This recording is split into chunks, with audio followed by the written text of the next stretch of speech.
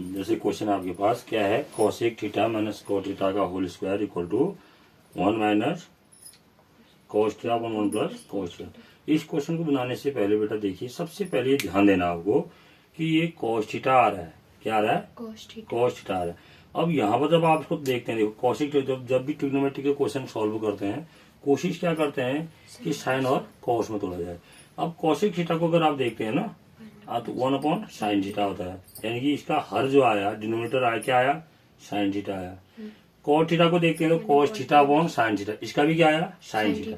देखो sine theta बट्टा हर इसमें भी आ रहा है और बट्टा हर इसमें भी आ रहा है। तो इसी को लेते हैं हम। तो पहले क्या लिया हमने, इसको लिया हमने cosec theta minus cot theta इसका whole square.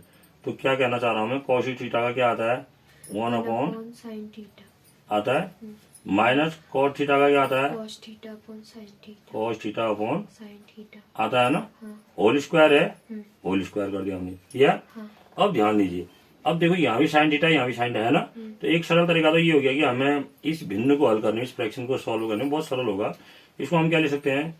1 minus cos theta upon sine theta upon sine theta लिख सकते हैं। अब होल स्क्वायर है तो हमने क्या लिख दिया?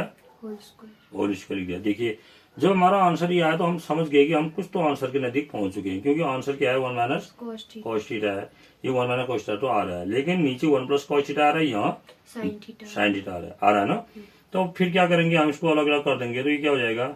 1 माइनस कोस थीटा का होल स्क्वायर हुआ। नीचे क्या लिखा हमने? साइन थीटा का साइन स्क्वायर थीटा लिख सकते हैं। अब यहाँ पर आ क्या रहा है? 1 माइनस कोस थीटा आ रहा है ना आंसर में, और यहाँ क्या आ रहा है? 1 माइनस कोस थीटा का whole square.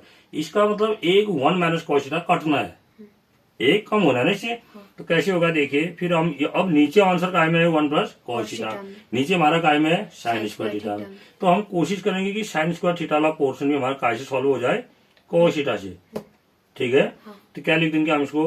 1 minus cos theta का होल स्क्वायर और अपॉन साइन स्क्वायर थीटा को हम क्या लिख सकते हैं? 1 माइनस। कैसे लिखते हैं 1 माइनस कोस स्क्वायर थीटा? इसको क्यों लिखते हैं पता है आपको? क्यों लिखते हैं? एक आइडेंटिटी है, सर्व समीकरण कहते हैं ना हिंदी में इसको। क्या आइडेंटिटी है हमारे पास? ये है, देखिए sine square theta plus cos square theta equal to 1। अब हमारे पास क्या आ रहा है? 1, यहाँ पर क्या आ रहा है? 1 माइनस कोस स्क्वायर थीटा। कैसे आ रहा है? साइन स्क्वायर थीटा के साथ में। ये देखो, ये sine square theta equal to लिखेंगे तो क्या हो जाएगा? ये कोस स्क्वायर थीटा उधर चले जाएगा, 1 माइनस कोस स्क्वायर थीटा, कोस स्क्वायर थीटा। तभी लिखा हमने साइन स्क्वायर थीटा के साथ, ठीक है। तो इसको हम लिख देते हैं 1 माइनस कोस स्क्वायर थीटा। अब क्या हुआ उसके बाद फिर क्या करेंगे? ये हो गया 1 माइनस कोस थीटा का होल स्क्वायर, ठीक है।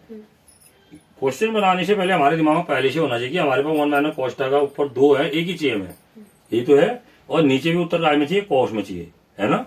अब इस 1 को हम क्या लिख सकते हैं? 1 का स्क्वायर माइनस कोस थीटा का होल स्क्वायर लिख सकते हैं।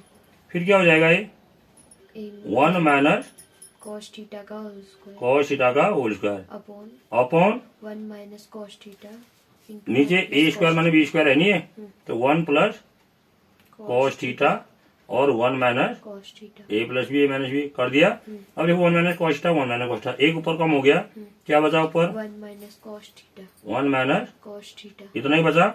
ये 1 माइनस कोस थीटा एक कट गया ना, नीचे क्या है? 1 plus cos theta equal to R H H हुआ। ऐसी दूसरा क्वेश्चन भी आ सकता है इसी पर, सेम ऐसा ही, ठीक है। आ रहा है समझ में?